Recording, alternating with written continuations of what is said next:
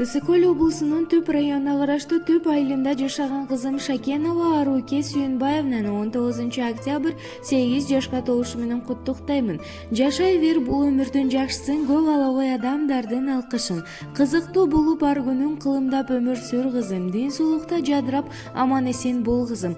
Байырлап ырыс ынтымак бактылуу болжан кызым. Сага бактылуу балалык, кең келечек, узун өмүр, бакубат жашоо тилеймин. Жүрөгүңдөн ыйман кетпей, жүзүңдөн күлкү кетпесин. Сени аябай сагындым кызым. Сага болгон сүйүүм чексиз деп Москва шаарынан апасы Гүлмира куттуктайт. Шаңдуу шайыр менин наристем, ширинемсиң менин периштем. Сагындым дейсиң наздана карап, келгенде дайым мен иштен. Көрүнсө менин сага карадым, жадырай түшөт малайың.